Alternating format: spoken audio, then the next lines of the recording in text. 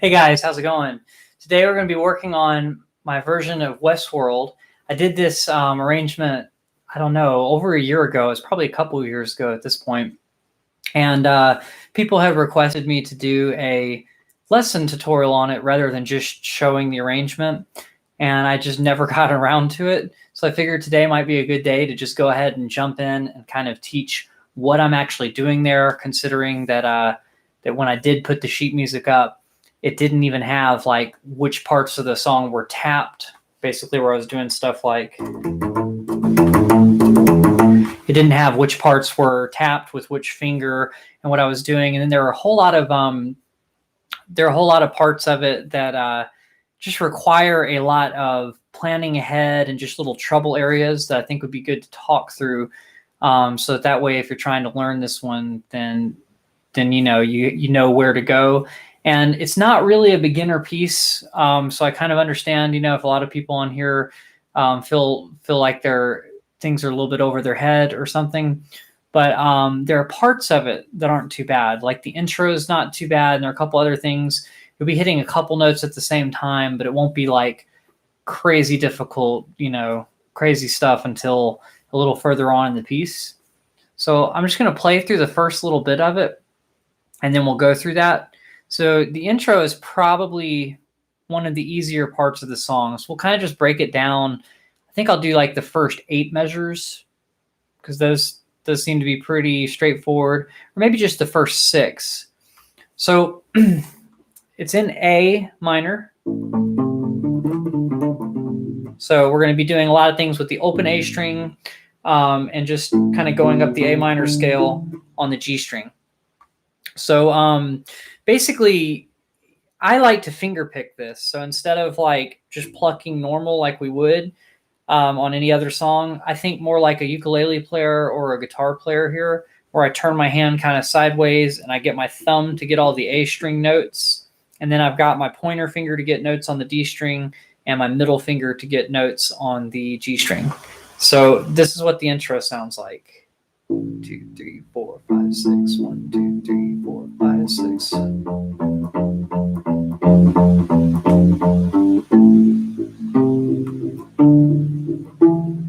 So that's about it for the intro. I guess the first 4 are really the intro, and then that next 4 that I was playing was actually just the start of the melody. So let me get this mic closer so that you can at least hear me talk a little bit better. Does everything sound okay throughout here? Comment and let me know if you like the way it sounds, if you have any questions about anything so far, and we'll just kind of jump right in. So first of all, this piece is in 6/8. So that time signature, if you're not familiar with it, it's 2 groupings of 3, and we're counting the actual 8th notes. So it'll sound like 1, 2, 3, 1, or it'll be 1, 2, 3, 4, 5, 6, 1, 2, 3, 4, 5, 6, 1, 2, 3, 4, 5, 6 in general. And then we'll have some other notes where we're kind of, we might play some 16th notes here and there. And we might do some things to make it feel more like it's in 4/4 on occasion. But at first, we're just going to be in 6/8. So you just kind of keep that 1, 2, 3, 4, 5, 6 going. So this first part, I'll count and then play it. 1, 2, 3, 4, 5, 6. 1, 2, 3, 4, 5, 6. 1, 2, 3, 4, 5, 6. So that's the first 2 measures. We're going to start on the open A string. We're just going to play that with our thumb. And we're going to play the 2nd fret on the G string 2 times on beats 5 and 6. So we really hold that first note out for, what is that? 4 8th notes. So it's almost like a half note, but we don't really think of it as a half note in 6/8 because we fill them in groupings of 3. It's gonna feel like it's semi-syncopated, even though, if it were in 4/4, that would just normally be a half note. So if you see the sheet music, if you have that, then you might see that it's a dotted quarter note tied to an 8th note. And if it was in 4/4, you would never really do that on the downbeat of a measure going into it, because you just be able to say that's a half note. It's the same length as a half note. But on here, we're doing it this way so you can see where the beats are. Awesome. I'm glad it sounded good out there. And yeah, this was one of my favorite shows, so I just decided to do that arrangement. And there was someone that asked me over a year ago to do this video, and I just hadn't gotten around to it. Okay, so the first measure, we've got 1, 2, 3, 4, 5, 6. So it's just literally that A octave, open, 2, 2 on the G string after you do that open A string. Then the next measure sounds like, so it has all 6 notes represented. So all 6 beats, you're going to be playing something on it. First one's going to be the open A string, then 2 second frets on the G string, then an open A string, and then a second fret on the G string and an open G string. So that's that first part of the intro. So from the first measure, let's play that together if you've got it. And if you don't, you can kind of play this back later. That's okay. 1, 2, 3, 4, 5, 6. 1, 2, 3, 4, 5, 6. 1, 2, 3, 4, 5, 6. So now we're changing our chord. We were doing an A chord. Now we're going to be doing an F, and we're going to be playing an octave over the note F. So that means we're going to be playing the first fret on the E string at the same time as the third fret on the D string. And what I do here is my fingers that were assigned to the A string, the D string, and the G string, meaning the thumb was getting the A string. Now the thumb's getting the E string, the pointer finger is getting the A string notes, and the middle finger is going to get the ring. The middle finger is going to get the D string notes. Sorry, not the ring finger. Nothing about the ring finger right now. Just these 3 fingers. Okay. So it's going to sound like this. And actually, I'm kind of using both these fingers on the D string since there's a lot of notes happening on the D string. You could just play it with the middle finger. But for me, for some reason, it feels more comfortable to alternate those fingers. So first, I'm plucking the first fret on the E string and the third fret on the D string with my thumb and my middle finger. Then whatever finger you choose to hit these other ones is okay as far as your index or middle. And it's going to be the third fret on the D string, then the second fret on the D string. And then you do that same pattern again. 3, 3, 2, 3, 3, 2. So that's that part. The next measure starts out that same way. So we don't really need to go over that. But then the last half of that measure, which is measure 4, is going to sound like this. Almost the same thing. It's going to be that octave, first fret on the E string, third fret on the D string, then the third fret on the D string, and then the open G string. So that's the entire intro, and then the melody starts after that. So let's just go over the intro from the beginning. So that's going to start here. So all that stuff, and then into what we just went over. 1, 2, 3, 4, 5, 6. 1, 2, 3, 4, 5, 6. 1, 2, 3, 4, 5, 6. 1, 2, 3, 4, 5, 6. 1, 2, 3, 4, 5, 6. And now we're into the melody. All right. So once again, if this is going by too fast, just know there will be a replay of this. And there's also the original version, which I did on the round wound strings. And it kind of sounds a little bit better on the round wound strings because they ring out more. And this song, there's just a lot of sustaining notes ringing out underneath the other melody notes. So it's kind of nice to have that in there. But it still sounds pretty good on the flat wounds. So here's the first part of the melody.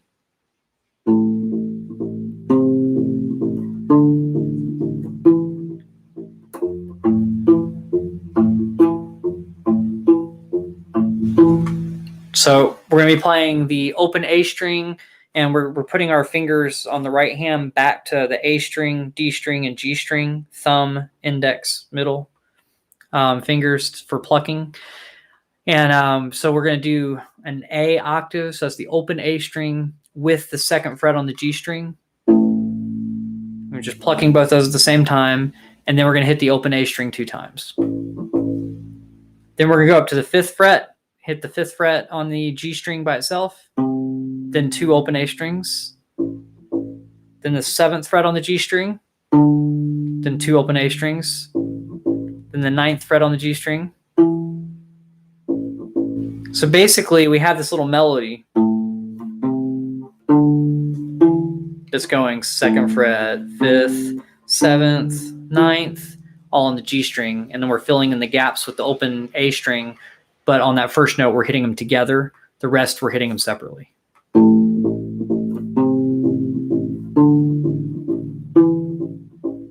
And then after that, we're going to be doing an F major 7 chord. So that's just a little knowledge for you if you wanted to know it's an F major 7. I'm not going to explain why right now because there's just so much to get through in the song. But it's the 8th fret on the A string, the 7th fret on the D string, and the 9th fret on the G string. So 8, 7, 9. I'm using my middle finger, index finger, ring finger.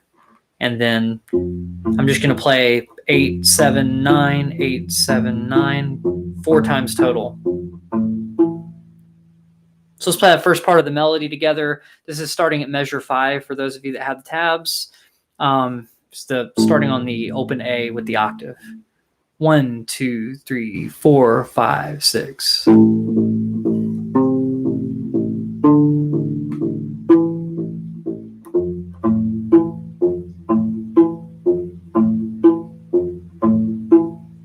All right, and so here's the next part.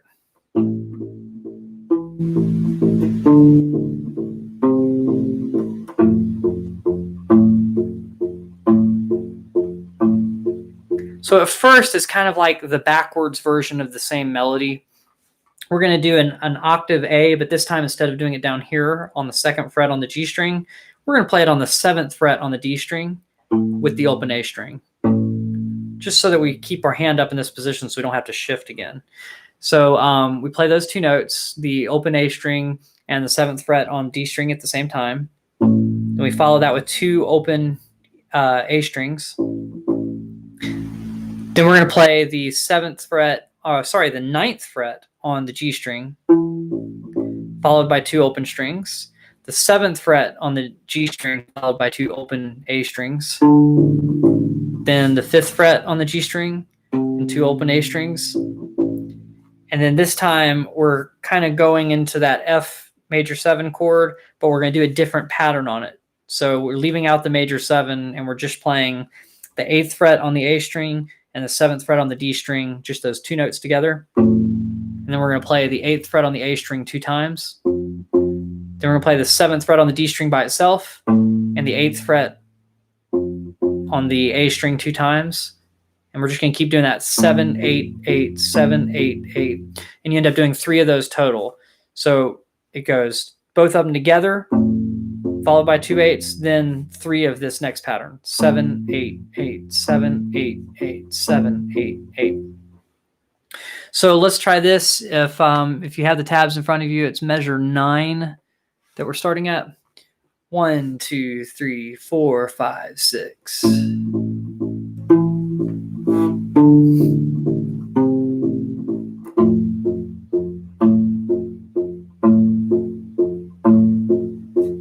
Okay, and then from there, we have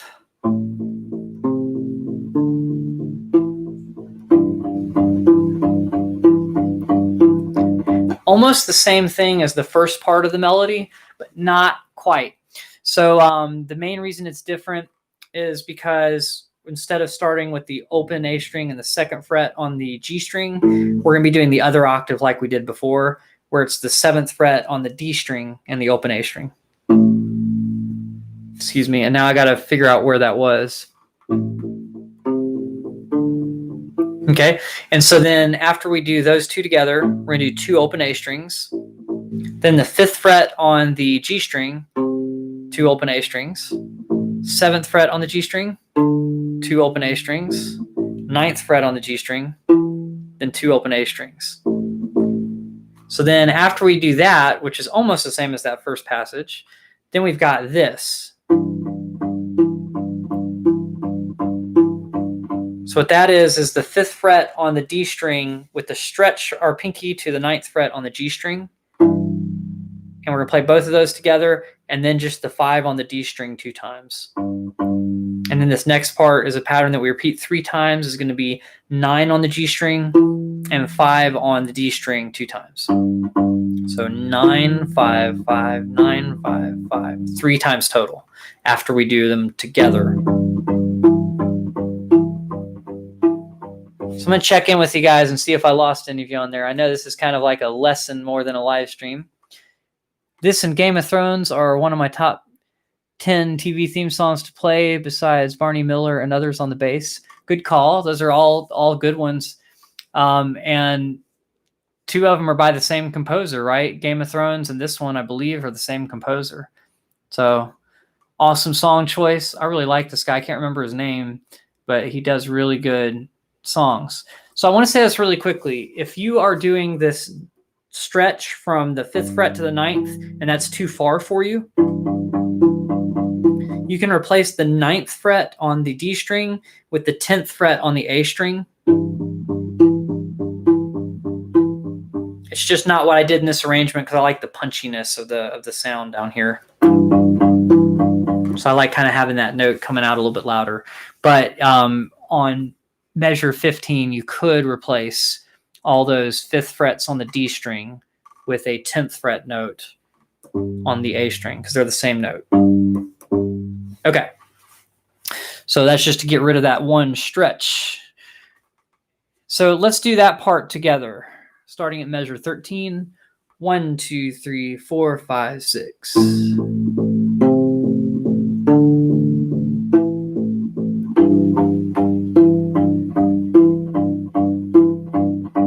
Okay, and now we're going to jump down to this.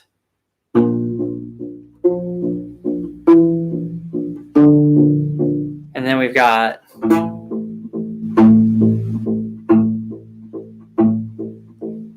so that's going to be the 6th fret on the E string together with the 8th fret on the D string, and I'm using my thumb to get the E string notes, but I'm using my pointer finger to get the D string notes. So here, my thumb is responsible for the A string and the E string notes, and my pointer and middle finger are going to be responsible for the D string and the G string notes.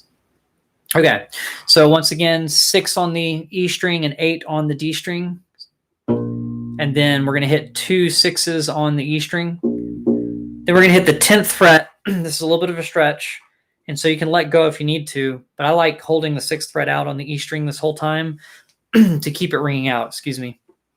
So we've got that octave, then 10th fret on the G string, followed by 2 6s on the E string, 9 on the G string, 2 6s on the E string, 7th fret on the G string, then 2 6s on the E string. And then now we're going to go into a chord that's the open A string, 7th fret on the D string, and 9th fret on the G string. All 3 of those at the same time. And what I'm doing there is thumb, pointer, and middle finger. So my thumb came back from the E string to the A string to get these notes. And then we have open A strings filling in the gaps. Then we have 7 on the D string, 2 open A strings, 7 on the D, 2 open A strings, 7 on the D, and 2 open A strings. So you see this pattern that's happening where we have something basically repeating basically 4 times in a row, but the first time's a little bit different than the other 3. So that's kind of the idea. So let's just run through that. This is from measure 17, I believe. So here we go from measure 17. 1, 2, 3, 4, 5, 6.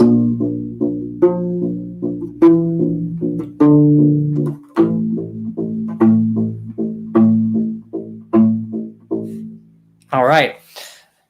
So now we get to measure 21, and this part sounds like this.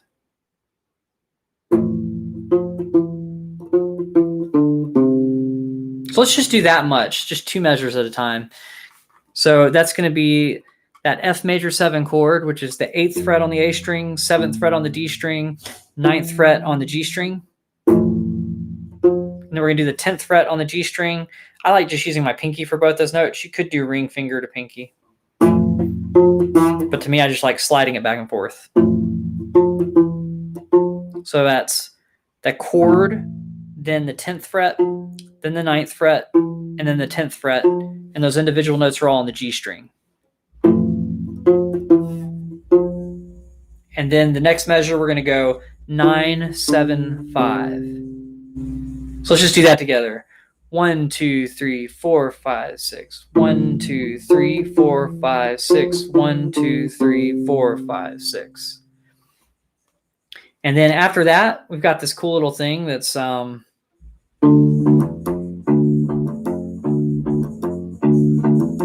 going to be the open D string with the 7th fret on the G string. And then you're going to do the open D string hammering on into the 2nd fret and the 3rd fret on the D string still. So open D string and 7th fret on the G string together, and then O, hammer onto 2, hammer onto 3, O. So it's and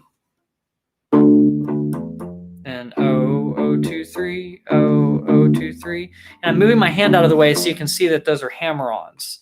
So I'm hitting an open string, then another open string, then letting go and just letting my left hand hammer on the 2 and the 3. And you don't have to raise your hand way far out of the way. That's just so that you guys can see what's going on. So let me check in with you guys and see if I've lost any of you. Cool. Yeah, Seth, it is the same composer. He's a pretty good composer. I've really been influenced like him. I think after listening to his songs, there was a ukulele song that I wrote.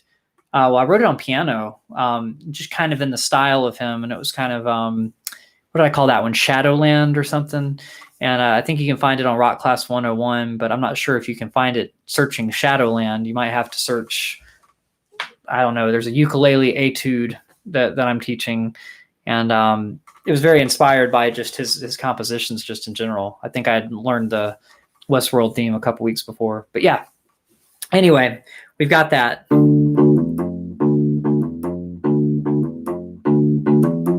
So let's do that with the 2 measures before it. So this is starting at measure 21 and getting into all that. 1, 2, 3, 4, 5, 6. 1, 2, 3, 4, 5, 6. 1, 2, 3, 4, 5, 6. Whoops. Might have to do that again for y'all. And we haven't gotten that far yet. So 1, 2, 3, 4, 5, 6. 4, 5, 6. 1, 2, 3, 4, 5, 6. 1, 2, 3, 4, 5, 6. So that rhythm's kind of tricky. It's 1, 2. It's like 1, 2, and 3, 4, 5, and 6 is the rhythm there. And then we've got, and then my favorite part's coming up right after that. So we'll wait on the other part because it has some tapping in it. It's a little tricky. So this part's going to be the 5th fret on the D string and the 7th fret on the G string. At the same time, I'm plucking those with my pointer and middle fingers at the same time. And then we've got 9 on the G string, back to 7 on the G string, back to 9 on the G string, all of those notes. And then 7, 5 still on the G string, and then 5 on the D string. So power chord 9, 7, 9, 7, 5, 5. So then the next part is my favorite part, and it requires a little bit of a shift, which that's probably one of the hard things, going from there and then going.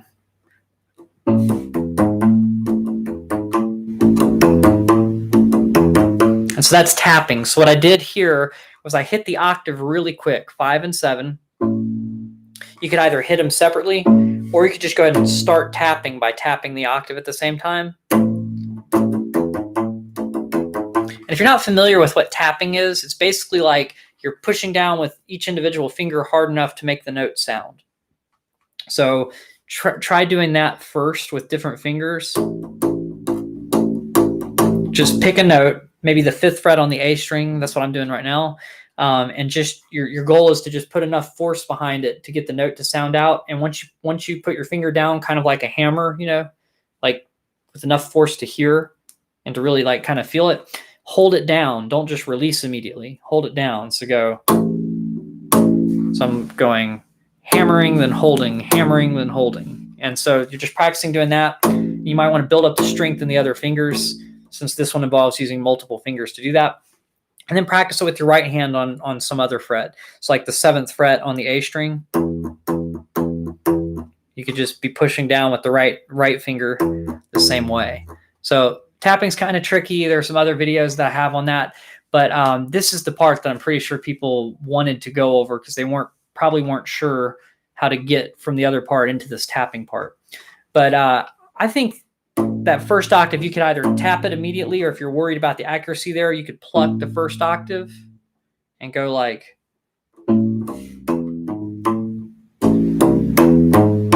Okay, so I'm going to say tap it because it's going to be easier.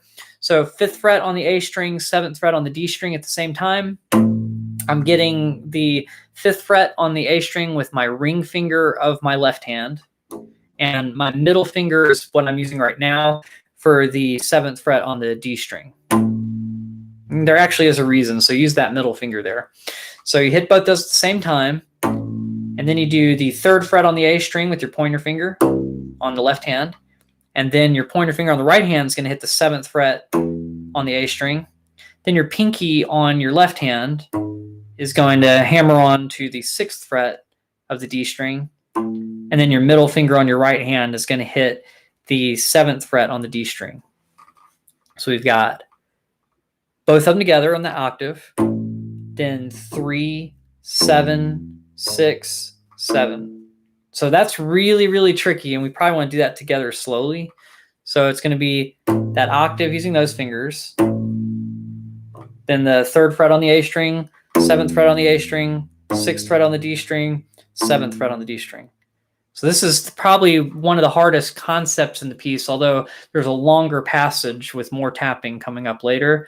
But if you don't have this down, I wouldn't recommend going on to that. So let's do that together. And that's going to be 1 and 2 and 3, 4 and 5 and 6. So we're going to repeat that 4 times. But the second time through, we're not going to do the octave. We're just going to do the 5th fret on the A string by itself in the place of that. But it's 4 times total. No octave, no octave, no octave. So we got. So let's do that together. I'm going to count 4 and 5 and 6, and then we'll come in. 4 and 5 and 6.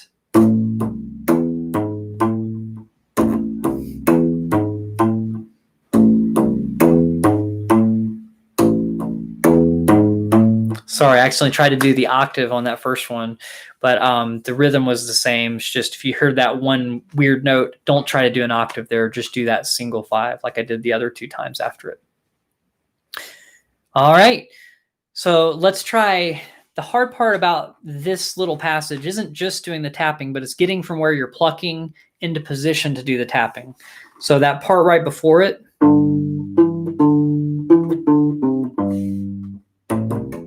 Did you see how when I went to that 5th fret on the the 5th fret on the D string, how I went ahead and as soon as I hit that, I brought my hand over ready to go. It's good to eyeball where you're going to be and just go ahead and be in position while you're counting and then do that tapping thing.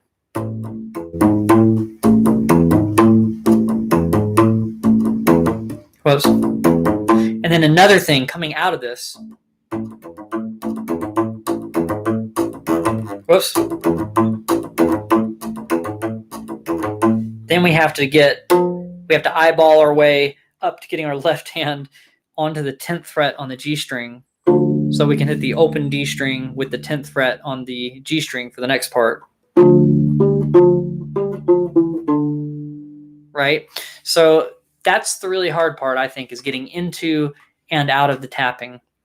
So let's try just doing the part before the tapping, into the tapping, and then into that 0 on the D string with the 10th fret on the G string. Blah, it's really hard to say. So here's what it sounds like. I'm going to go ahead and count it in like we're playing along. If you need to, come back to this video later and play along with it. 1, 2, 3, 4, 5, 6. 1, 2, 4, 5, 6.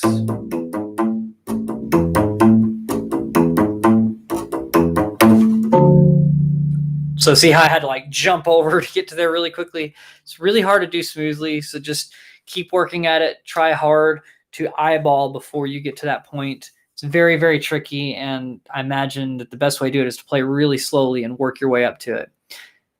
And that's a good call, Seth. It is kind of Baroque. So I noticed that there are only 9 people watching right now. I apologize to you 9. I know that it's really tricky and it's a really hard piece. I recommend if you're a beginner or an intermediate, just kind of sticking to the first half that we went over, that intro, before it gets to all this craziness. Okay, so we're going to keep going for now. We've got that. So once we get out of that crazy section and we've got up to that open and 10th fret, this is what it's going to sound like from there.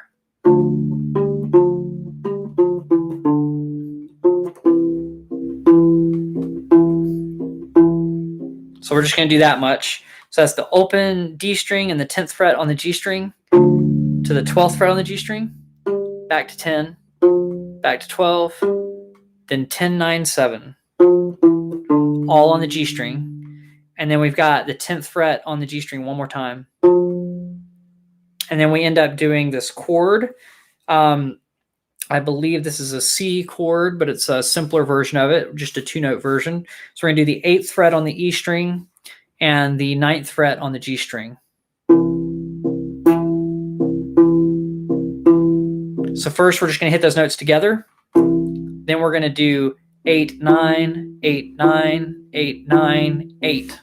So that whole part, both together.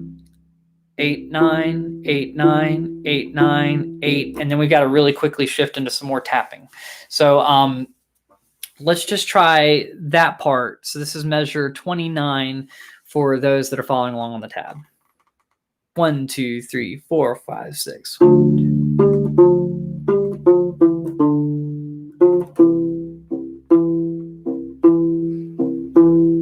we got this crazy part, and this is the part that's the hardest for me, having not done it in a long time. It's like the first tapping pattern sounds like that.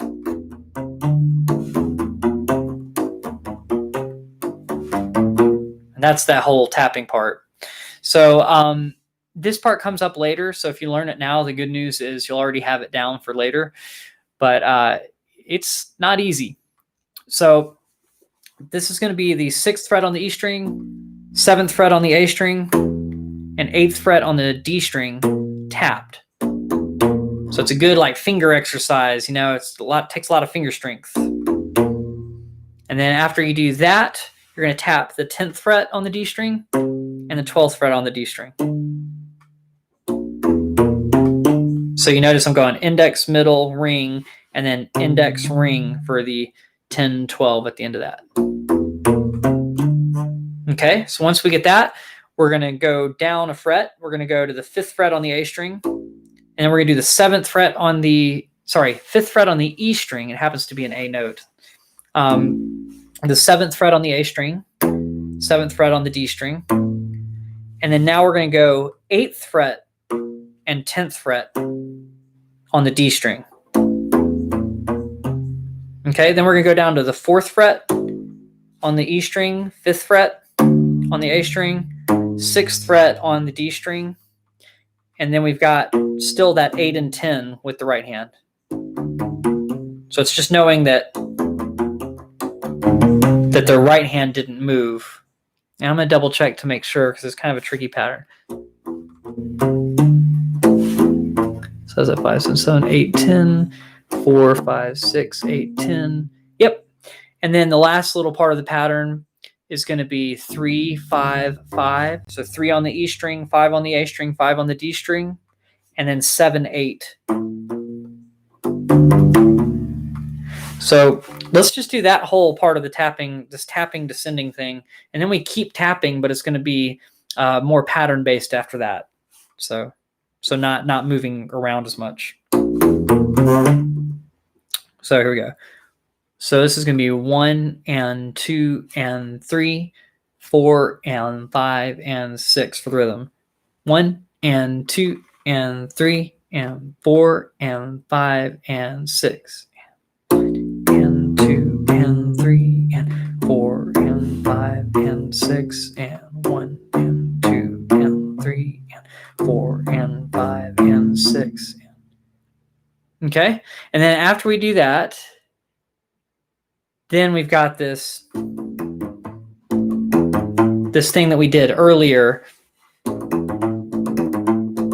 without the octave at the beginning of it. So it's just going to be 5th fret on the A string, with our ring finger, 5th fret on the E string, A note, but it's the E string, 5th fret on the E string, 3rd fret on the A string.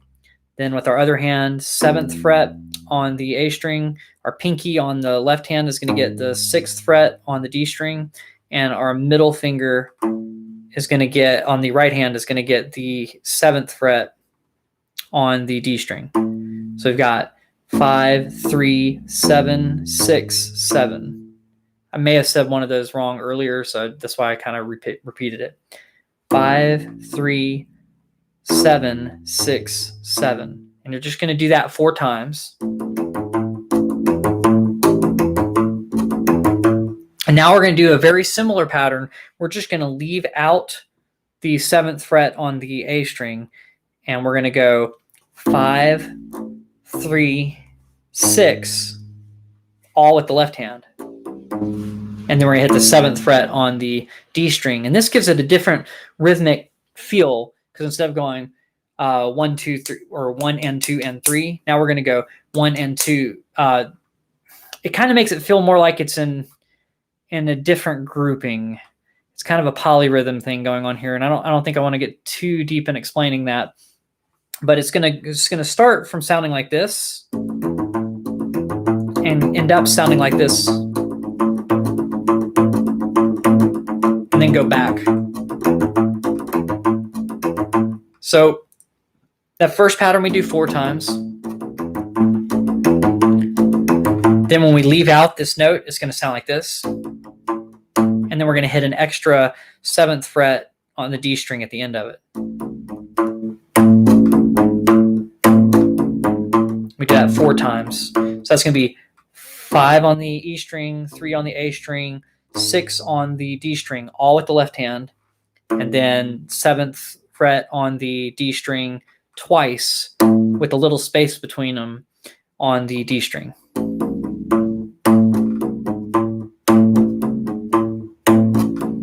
And after we do that 4 times, we're going to go back to the 4 times. So let's just do that pattern where basically we do the 4 times, then we do the one missing the note 4 times, then we do the one with all the notes included 4 times again.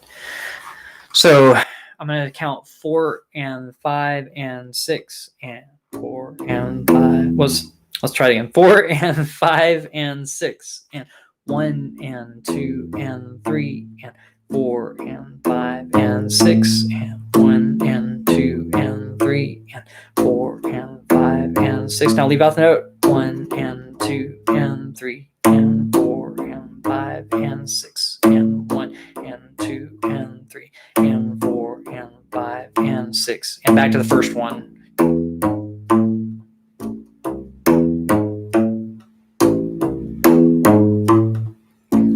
And then after this, we're going to have to come out of it into the open D string and 9th fret on the G string. So you just got to figure out how to get this hand ready to pluck really quickly while eyeballing those the 9th fret on the G string at the same time. So after coming out of it, after the 4th one, we've got that, the open D string and the 9th fret on the G string. Okay. So just to be, fair with you guys and let you know how much of this stuff is in a row. Oh man, only 4 people are watching. Scaring people away with how difficult this is. Oh no. I just want to let you guys know, if you stick it out, I'll answer some questions here at the end too. We're almost through the hardest part, which hopefully has not made anybody want to quit playing U-Bass. Please don't. This is about as hard as stuff gets. You're probably not going to play this in a band setting. This is just something that you do on your own. But basically all that tapping stuff happens in a row. So you got this like,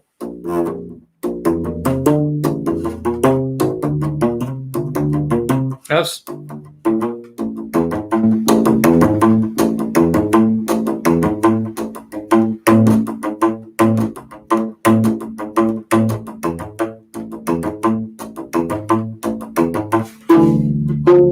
So that's really one of the trickiest parts of the piece. And one of the things that probably made me have to do take after take after take to get it right. But yeah, you have to do all those back to back. And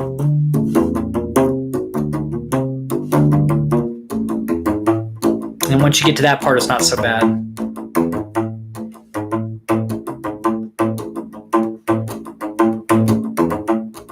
You get the idea. So that part is going to sound like this. After all that crazy tapping, we'll just jump ahead to this. So we've already played something very similar to this. This is the open D string and the 9th fret on the G string. And then the rest of the notes are on the G string. So I'm just going to say the names of the frets.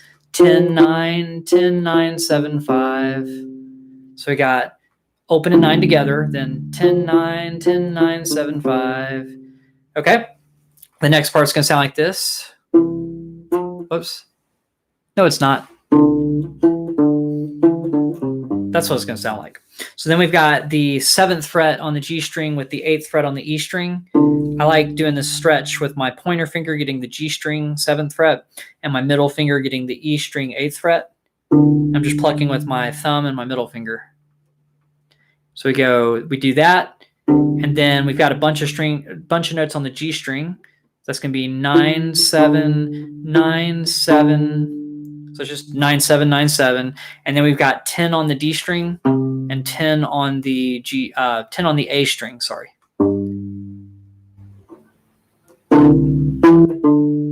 7, 10, 10. Okay. So let's do that whole part from the beginning of measure 41, which is the open D string and the 9th fret on the G string together. 1, 2, 3, 4, 5, 6. 1, 2, 3, 4, 5, 6. 1, 2, 3, 4, 5, 6. Okay. Then this next part's a little bit different.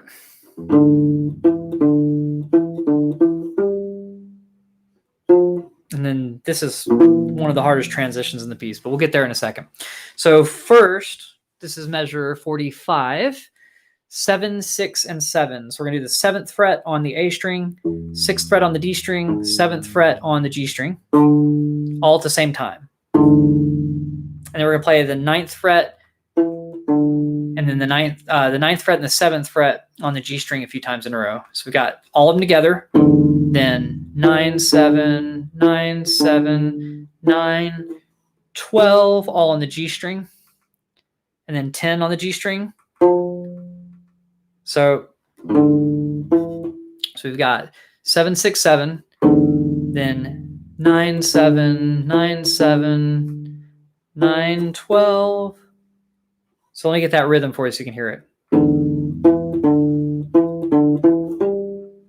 Then the 10th fret on the G string still, and then this crazy little chord, which is going to be the 6th fret on the E string, the 8th fret on the D string, and the 9th fret on the G string. So I'm plucking with my thumb on the E string and my pointer and middle finger, plucking the D string and G string at the same time.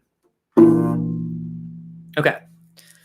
So that's probably the hardest thing there.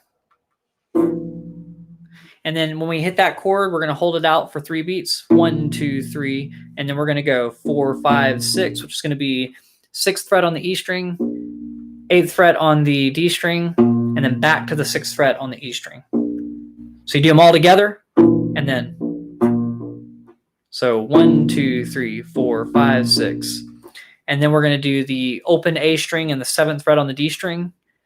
And we're going to do the same rhythm that we did on the previous measure. 1, 2, 3, 4, 5, 6. So that's going to be open and 7 together on the A string and D string. Then O, 7, O.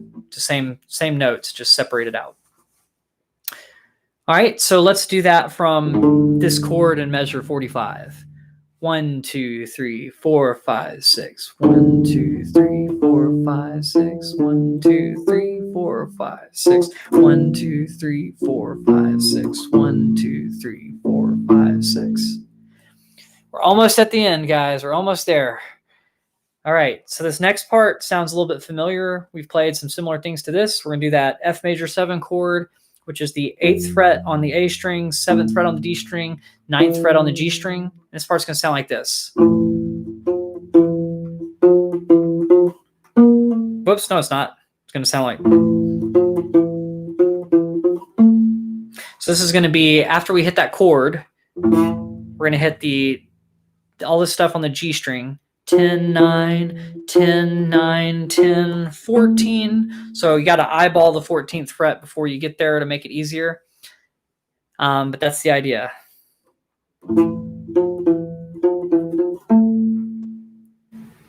Okay, and then that's the rest of that measure. Then this next part is a little bit tricky because we technically don't have enough frets for it. I'm actually pushing down beyond the last fret. This part would be easier on rubber strings rather than metal strings, because I'm going to hold that down, pretending it's the 17th fret, which we only have 16, 14, 15, 16. But I'm just going to hold it down really hard and play, and it's going to be a little out of tune, but it's the best we can do. Actually, the best we could really do is probably doing a false harmonic there, but it's hard to do a false harmonic while hitting the open D string as well. So that might be a little too tricky, so we're just going to do it this way.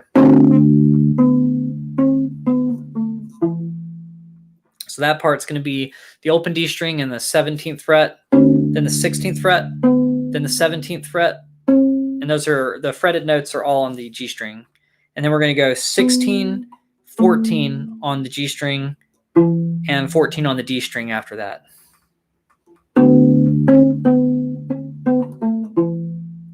Okay. And then after that, we really just have the tapping thing that we did from earlier, the little descending tapping thing.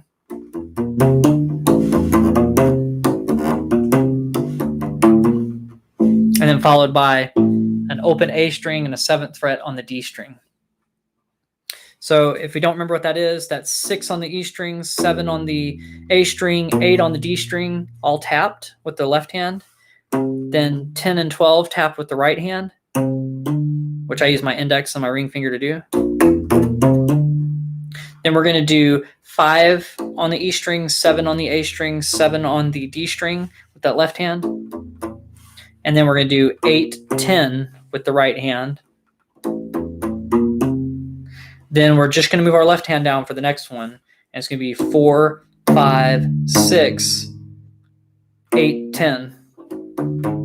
Because your right hand's staying in the same place. So the 4, 5, 6 are your left hand, index, middle, ring. And on the E string, A string, D string. And then 8, 10 with the right hand. And then from there, you've got 3 on the E string, 5 on the A string, 5 on the D string, all tapped. And then 7th fret on the D string and 8th fret on the D string with the right hand. I'm using my middle and my ring finger. I'm not sure if there's a real reason for that. You might want to use your pointer and middle. Up to you guys.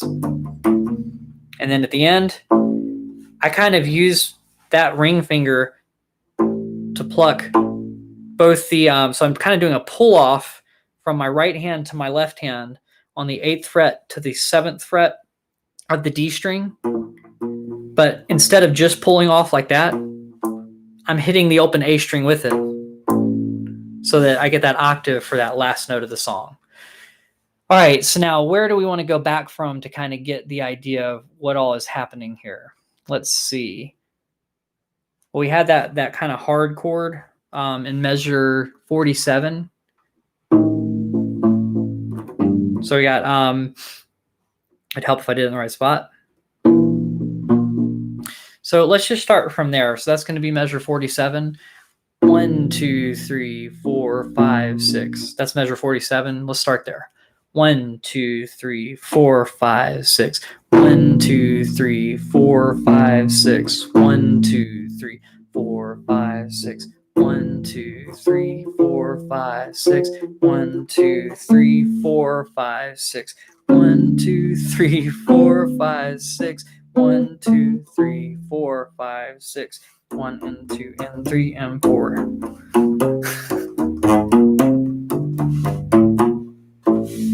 Okay, so you get the idea. I think I did that a little bit too fast to go into the tapping for a play along, but hopefully that gives you an idea of what's going on. All right, so how would you know that it calls for tapping? So this is my arrangement of it. You could do it without tapping. I just really like the sound of the tapping there because it gave every note some punctuation that I liked. So Alan, that's a great question. But yeah, there's nothing saying that it has to be tapping, and I didn't put it in the tabs, which is a little bit rough to just expect people to figure it out. You could do it without tapping. I just really like the effect that it makes on the strings, and it's a lot harder without the tapping if you know how to tap. If you don't know how to tap, it might be easier the other way. I'm not sure, but it involves a lot of shifting. I guess you could do it like that.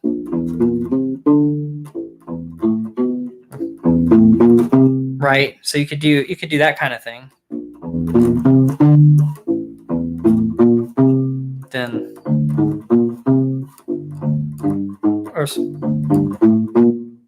so to me, it's just really hard to do fast like that. So I did the tapping because I just thought it was easier. And also, like, you hear the difference in the sound. You get a lot of like attack out of each note, whereas if you just play them,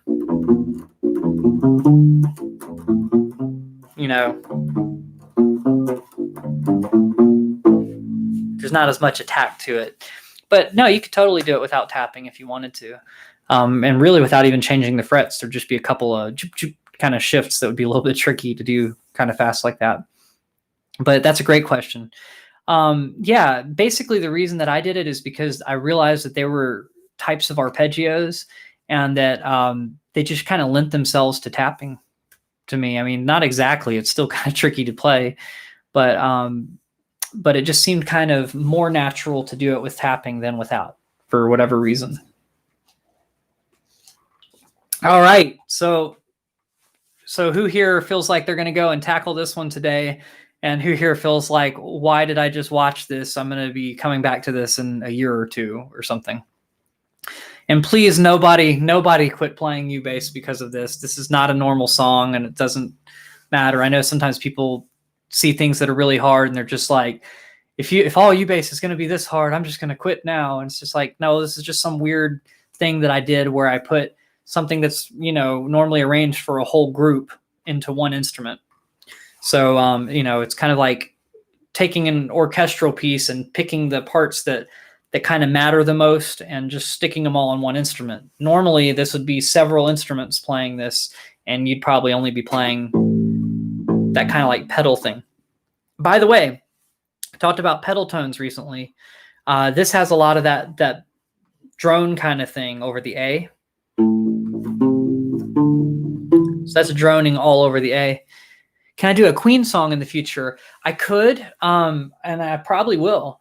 But just for now, so that you don't have to wait, Alan, basically I have a video that teaches 5 Queen bass lines. I think if you type in like 5 Queen bass lines in 5 minutes or something, it should come up.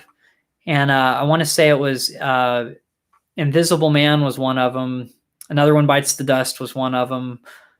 Gosh, why can't I remember which ones the other ones were? But it had five bass lines that, the idea was, each one, I spend a minute on each riff on each one of those. And yeah, so hopefully that'll be kind of enjoyable for you. But you might have to search it on YouTube that way, 5 bass lines in 5 minutes, or five Queen bass lines in 5 minutes. And yeah, but I can do more in the future. I know I did a little tiny piece of Another One Bites the Dust. I know somebody, luckily it wasn't a patron, somebody requested Bohemian Rhapsody, and I hope I don't have to do an arrangement of that on the U-Bass, but at the same time, it might be kind of cool. I just imagine it'll take a long time to get it right, but that would be kind of interesting. Yeah, Queen has a whole bunch of good bass lines. I think at trying to remember his name. Is it Deacon? Is it John Deacon? I can't quite remember if I got the first name right or not. But yeah, he's a heck of a bass player, and what I really like about him, and I'm not sure if it's just him or if it's just like Freddie Mercury's arranging, but either way, the bass lines just always end up having just a whole lot of like almost like classical influence. And it's really, really cool because like on Bohemian Rhapsody, I'm not even sure what key it's in, but there's like some part that's like, I'm trying to remember. There's something, there's all these little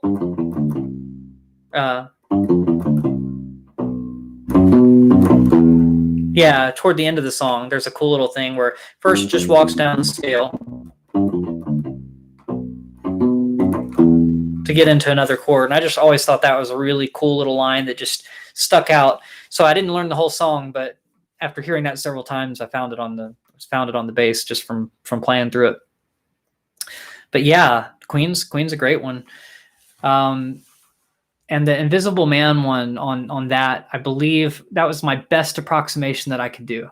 So there's a lot of synth going on there, and then there's like a demo version of it where the bass was nowhere near as tricky. So it might be synth bass, I'm not sure. But either way, what I did tries to combine the sounds that are in there to give you something kind of close to the original. So hopefully that'll kind of help you there. But I don't know that it's exactly what he played, just for the record. All right. Does anybody have any other questions or want to hear something on here? Appreciate y'all, bearing with me through one of these really, really difficult arrangements. I just know that this one's been long needed in the making based on a comment or two from a while ago. So I just thought I'd walk you guys through it. Otherwise, I guess I could just play some random stuff. I've got the loop pedal plugged in, so maybe I can loop something for you guys. So if anybody's here still actively watching and able to type Game of Thrones, gosh, how does that even go?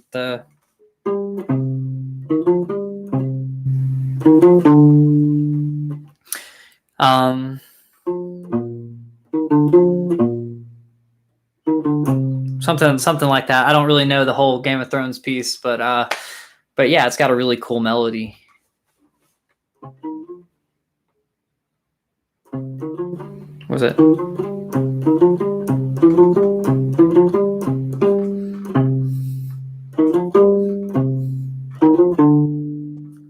And that was that.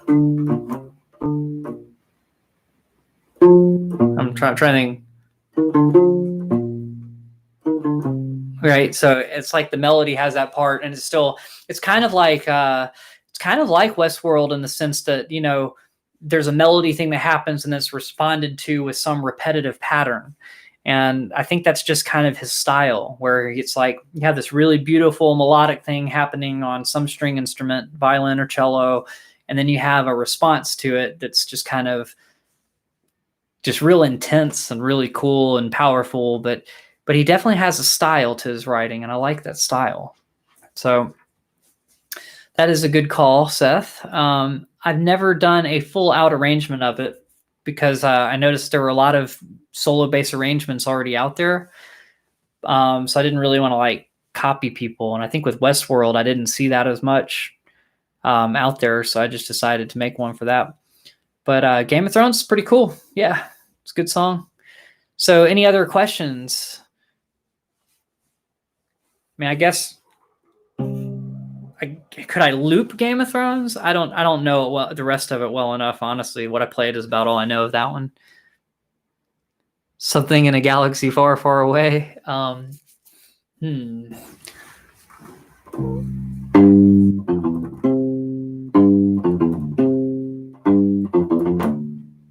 Trying to think. Did I ever do? I don't think I ever did Imperial March, although I thought that would have been cool.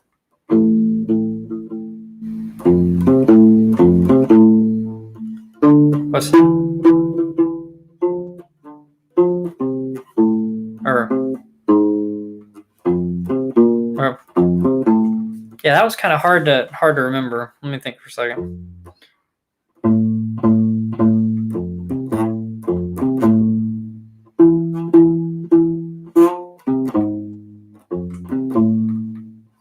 Uh,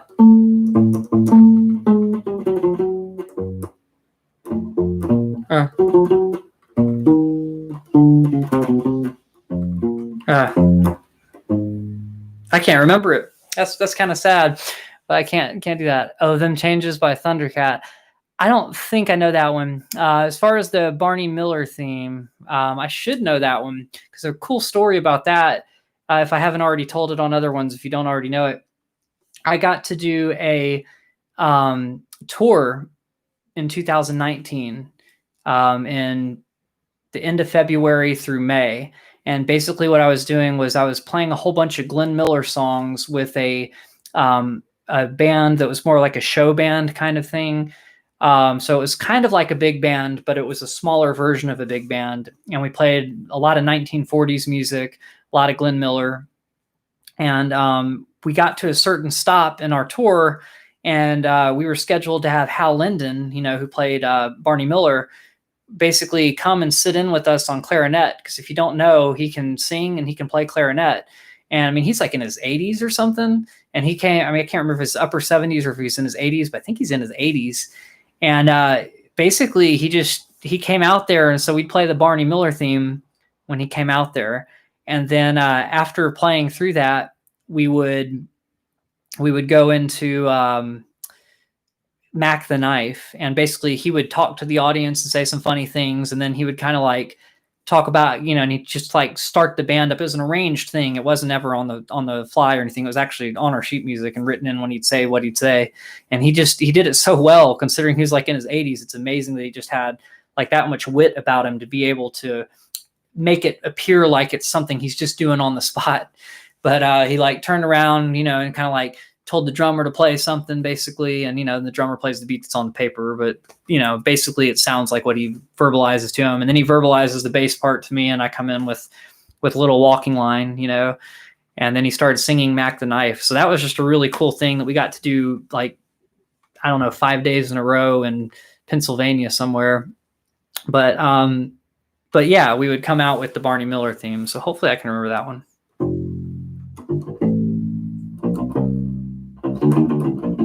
I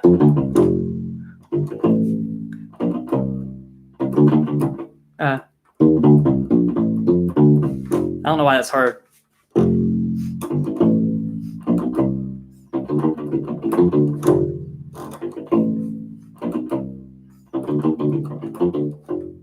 And then there's some more to it, but I can't remember the more to it. But yeah, that one's a fun one. I should probably do a whole dedicated video to that at some point. That would be pretty cool, because there's like some cool other things that happen in there. But I feel like the version that we got was very notated out and wasn't necessarily the exact groove underneath the rest of the song that you hear on the show. Because honestly, if you listen to different versions of the theme show over the years, they re-recorded the theme song a lot of different times during that time. So the bass line will vary a little bit underneath the other parts. That melody will be the same, and then they'll kind of mess around a little bit with that. Yeah, I've got the Journeyman, the red Journeyman. So basically, I still haven't gotten more batteries. I'm amazed these are still holding up, but knock on wood. I guess I could. There's a lot of wood around here to knock on, a lot of bases. But yeah, I've just been moving the batteries around, and I've decided just kind of stick with this one a little while, and it matches the shirt nicely. But yeah, I like the flat wound strings because it's easier to play faster kind of things on there. So I don't actually know the Full House theme song. I would do it if I knew it, but honestly, I can't. It doesn't even come to mind what it sounds like for me.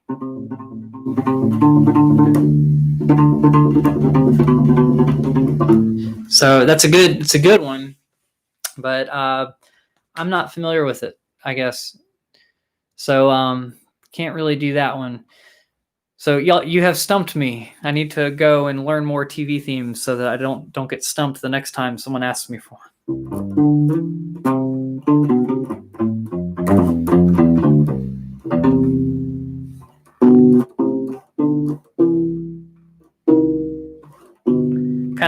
a throwback lesson. How about that? I have a lesson on tenths. How many of you guys know what tenths are and use them in your songs? It's an interval of a tenth. Looks like that. I like playing with my middle finger and pinky. Some people just play it with their pointer finger and middle finger, or pointer finger and ring finger. But it's like if you're doing the 3rd fret on the E string and the 4th fret on the G string, that's the major version of the 10th. And if you want to do a minor one, you do 2 notes that are stacked on the frets. So you do like the 5th fret on the E string and the 5th fret on the G string. That's a 10th as well. So if you know your major scale, you can go up a major scale in 10th just using those 2 shapes. So basically learn how to play your major scale on 1 string using whole steps and half steps. And you could do all that with your middle finger so that you can just go back and forth between using your pinky to get the major 3rd and then using your ring finger to help you stack the minor for the minor one.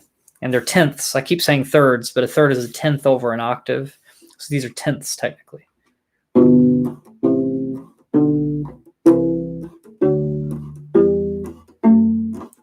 So it's going to be major on the 3rd fret, minor on the 5th fret. I'm just saying what's on the E string. Minor on the 7th fret, major on the 8th fret, major on the 10th fret, minor from the 12th fret. 14th is going to be minor. It's technically a diminished chord, but when you just do these 2 notes, you don't have the 3rd note to make it tell you if it's diminished or not. And then you're back to major at the end. If you can reach over, if you don't have the cutaway, you'd have to reach over to play those, and that'd be kind of a pain in the hand. But you can do that if you practice it, or if you have the rubber strings and you have a good neck that doesn't have any buzzy notes up there. All right, so that's good. Any other questions from any of you guys? You got any other questions just about playing, or questions about the different U-basses? I'm thinking about doing a video pretty soon. I haven't done it yet because it makes me nervous thinking about like cutting up something on the U-bass. I don't do a lot of modifications, but basically I know a lot of people have had that issue with the G string or one of the other strings being quieter than the other strings. And there's a guy on U-Bass Freaks named Michael, and he went over on there a way to balance those out, but it requires like bass surgery. So, you know, I'm a little nervous to do it, and I'm probably going to end up doing it on one of the cheaper basses. And I may, because of that, I may do it on the fretless one, and I may wait so that I can do some more fretless comparisons with the other bass ukuleles before doing that. But for the record, what it is you take this, if it's this kind of pickup with the little notches in between, even though they have notches between the strings, this is one solid piece of tan plastic going under, or, you know, white or tan plastic. I'm going to say tan underneath there. And basically what you do is you loosen the strings, you get the bridge, you get the saddle and the pickup out of the bridge somehow. And that's the part that I got to look up to not break it. And then the idea is you're going to like cut between where they're already separated a little bit. You're going to take that plastic piece off the pickup and separate it into 4 completely separate pieces, rather than where they're slightly connected together in between down low. And after you separate them, the strings should push down on them enough for the pickup to pick it up at about equal volume between the different ones. Because the problem is with one piece of plastic, strings with higher tension are going to push harder, and strings with lower tension aren't going to push as hard. So you're going to hear these strings louder than those other strings. But if they're all separated, then the strings are pushing down on the piece of metal directly that's you know, part of the pickup. And then that way the vibrations will get through to the pickup evenly, and one string won't be like drastically quieter than the others. But that's the theory, and I've heard that it works, but I'm scared to try it. So if y'all want me to, let me know in the comments if you'd like for me to try that, so that you can see what to do and what not to do. Hopefully if I mess it up, somebody will be kind enough to tell me what I did wrong. And I'll try to get them on here watching it so that they can add to that. But I'm not sure when I'll do that. I might wait a little bit. Yeah, so basically the only mods that I've made, the only mod, I guess just one, that I've made other than that is putting the flat wound strings on here. I had to file the nut over here, and I felt like that was a pretty low risk mod, because if I broke the nut, it would be really easy to replace it. Yeah. So I was thinking about doing that. I'm probably not going to do it on a live stream, because I think that would be kind of a boring live stream, and it'll be hard to get the angles right to see everything. So I'm probably going to just do a full video on it. But yeah, I'm a little bit nervous about it. So I'm going to do it on the cheapest one I have. But I don't know if the pickup's anywhere near slightly different on that, or if they're the same brand pickup, because I noticed that it's lower, it's more sunken into the bridge on that one. It's like, see how this one, the pickup sticks out above the bridge? You can kind of see it. It's really hard to tell, but it kind of sticks up above the bridge, and these little black plastic pieces that are holding it together stick up above the bridge. Well, on this one,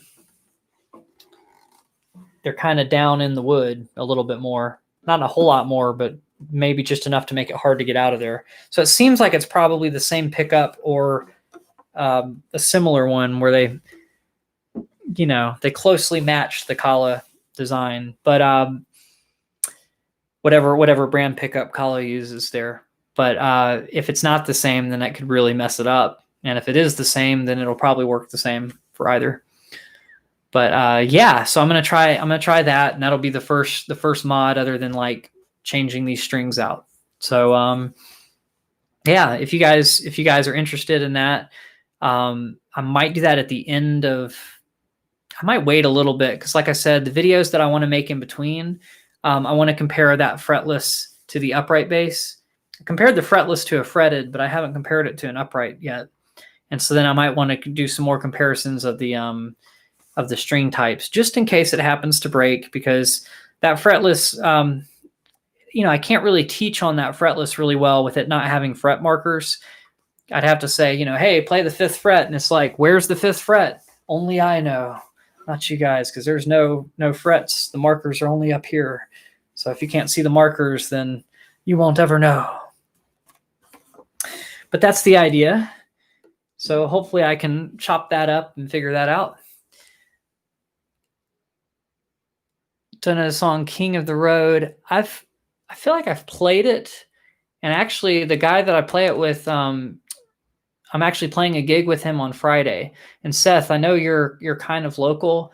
I don't know if you're risking going out during these crazy times, and honestly, I don't know that I feel comfortable, inviting people to it, just knowing how much a lot of people in Georgia don't care about what's going on. And honestly, I'm a little bit nervous about playing the gig. But this Friday, I'm going to be playing full-size bass, just the electric bass, with a guitar in a duo. And basically it's at a bar in Marietta called McCracken's. So if you've ever been to McCracken's, I'm going to be playing there. And they have a setup outside, which is one of the reasons I agreed to it. But I'm still, I'm debating wearing the mask the whole time. I definitely want to wear the mask while I'm loading in and having to walk by people, though. But yeah. So Novix, yes, I got through the whole song. So we're just kind of chilling and talking right now. So if you have questions, you can ask questions at this point. Yeah, so it'll be my first bar or restaurant gig back. I've played weddings and church services, or just one church service. I have the second one after that gig.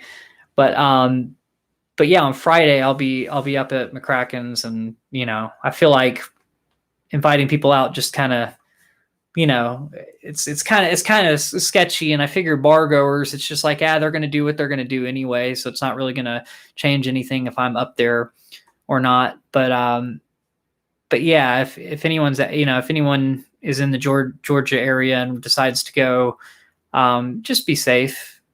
It's outdoors, but you have to walk through a very narrow place that's usually crowded in order to get to the outdoor place. So there's that. But I don't know. I feel like I'm going to risk it this time and just cross my fingers and, hope that I'm staying socially distant enough from people. Although when you're at a bar, people do drink, and sometimes they forget that they should give you distance and not come and request a whole bunch of songs from 6 inches in front of your face or something. So that's the hope. Yeah. I mean, I've done fine with the weddings. I've played about 3 to 4 weddings a month for the last, I don't know, since the end of June. So July and August and this month, I've played at least 3 weddings a month. 1, 2. Yeah, 1, 2, 3. There's the third one. And then July, 1, 2, 3, 4. Played 4 in July. So, I've been playing weddings and I've been fine. So I figure it's going to be fine. But just in case, yeah, that's like kind of the idea. Do I prefer flat or round wound? Okay, so on the Westworld theme, I actually prefer the round wound. In general, I prefer the flat wound. Because what I like about the flat wound is you can slide all the way up the E string and you don't feel like you're ripping your finger to shreds. I mean, that's a big plus. I kind of like that when you pick on the flat wounds, it kind of sounds like Paul McCartney's little hollow body Hofner, and maybe it's not that much like it, but it's got a cool pick tone.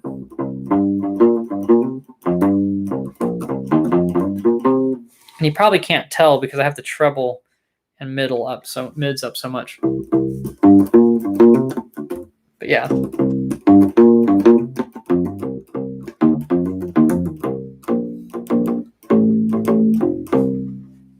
I might make a little loop with that.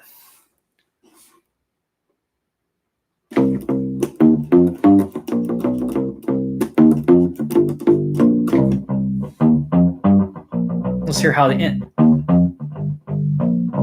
Yeah, there's a little double hit. I'm just gonna go with it.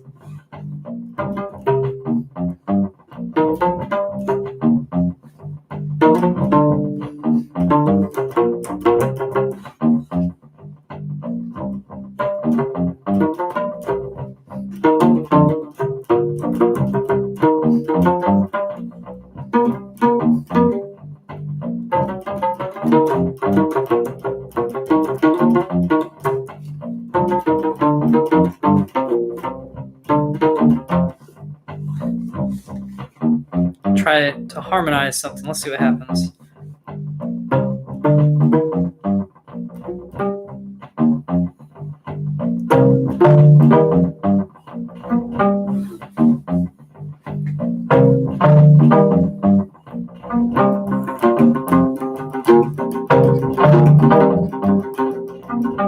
It's probably too loud for the for that microphone.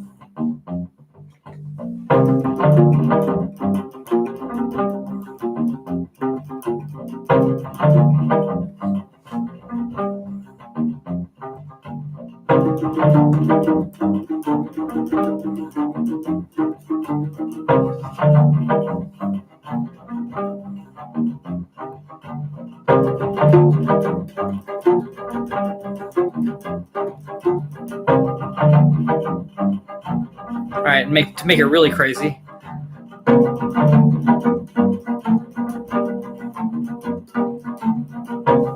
So that's probably enough loops, right? So what I do sometimes at live shows is I'll just fade it out at that point with the volume knob.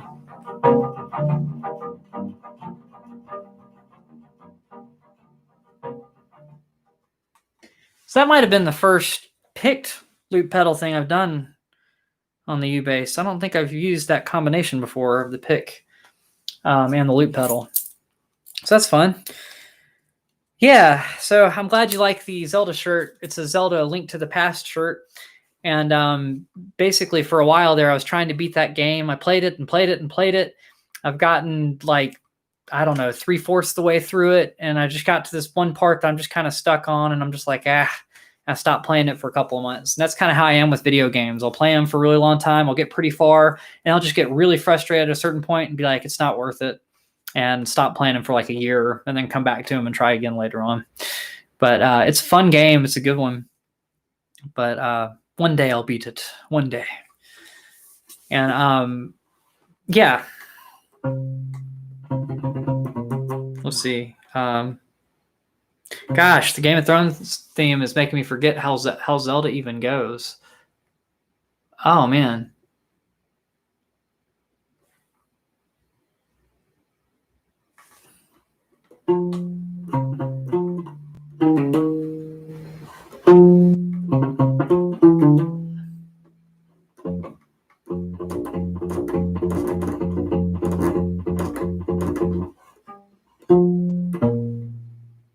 See, it starts the same way, so all of a sudden I can't remember the Zelda theme.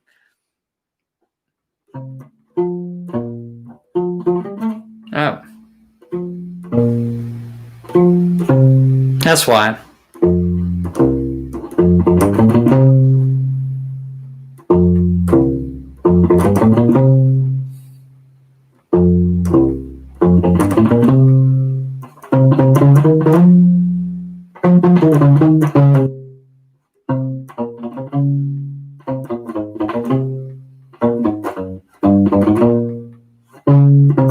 There we go. Almost remembered it.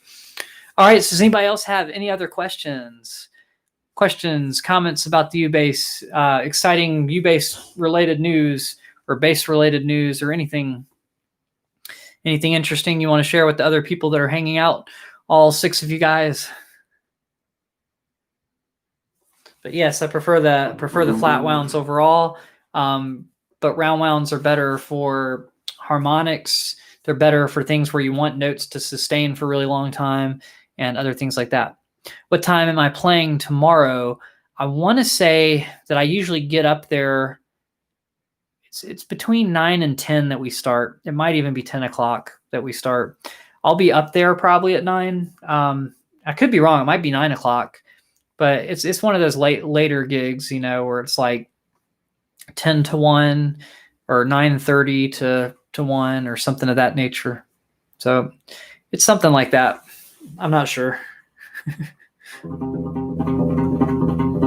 suppose I could look it up because, the other guy in the duo books the gigs and stuff. Let's see if he posted anything about it. So this guy named Dave. Oh, I have this on airplane mode, so it's not working. I know that he posted something about it earlier. So while I'm waiting for that to load.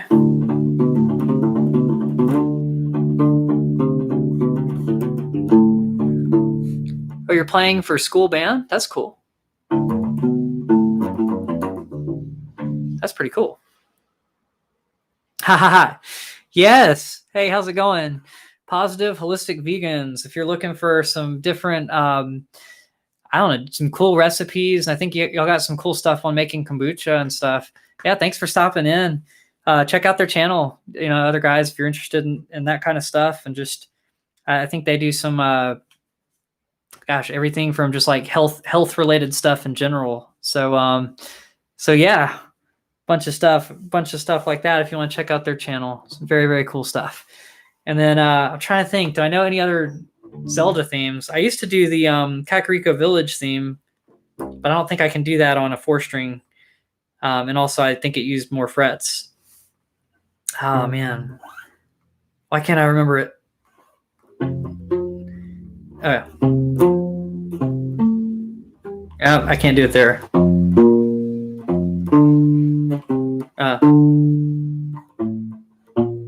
There it is.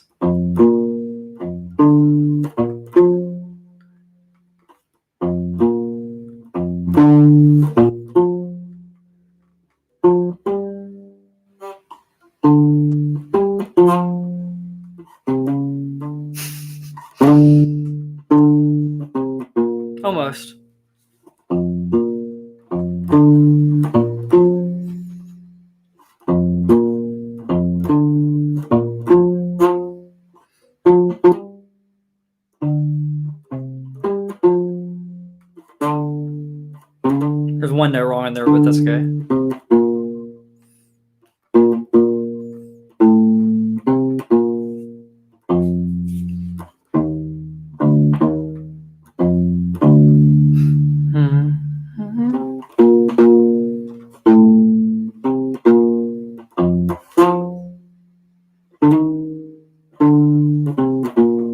Yeah, it sounds weird without having the arpeggios underneath it.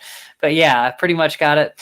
Yeah, so I've been playing Link to the Past a lot, not doing I got to a certain point where it just got stuck. So that's kind of where I'm at on that, which is kind of the same thing that happened on the Ocarina of Time game as well. I just got to a certain point and got stuck. But I've beaten the original Nintendo one and the Game Boy Link's Awakening. I've beaten that one as well. I've been playing a Super Nintendo, so Link to the Past would be the original, not the remake. It's just something I've had for a really, really long time. Yeah. Well, thanks for checking it out. I'm not sure if you watched the part earlier, but yeah, I've got the other parts of the Westworld theme, and I actually posted a version of the Westworld theme a long time ago. So I would check out that version if you just want to hear the song on Ubase. Yeah, I still haven't played Breath of the Wild or really any of the ones newer than the N64.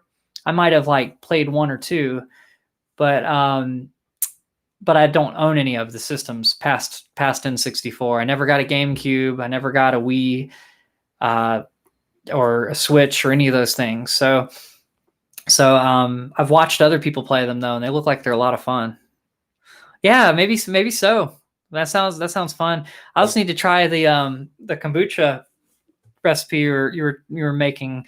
I just don't know that I have the patience for doing all that, and the places. I probably have the places to store it. I mean, there's a lot of empty cabinet space and stuff where it could be away from the light. But yeah, that would be cool.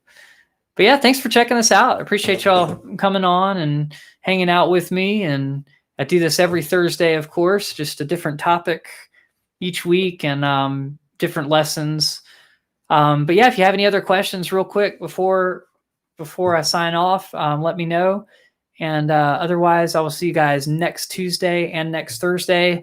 Once again, for the local Georgia people, I am playing my first bar gig since all this stuff started at McCracken's in Marietta Square. And if you decide to go at your own risk and be safe and be careful.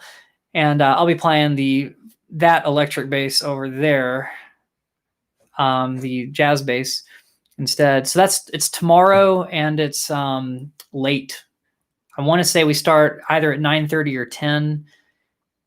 It could even be as late as 10:30. And I believe they have us outside because they are thinking of trying to sort of make it socially distanced enough. But I'm just going to warn you that it's not very social distanced. It's a bar, and it's a cramped bar in the front area.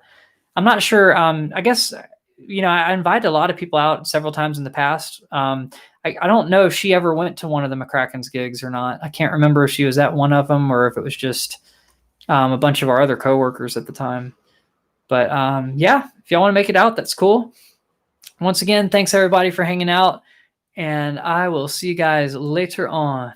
Yeah, thanks and Navix, thanks for logging on and hanging out for 10 minutes. And I will see you all later on. Have a good week, and be safe. And if you do decide to go out to the show, try to be more careful than the average bar goer. All right, bye guys. I'll see y'all later on. Thanks for tuning in.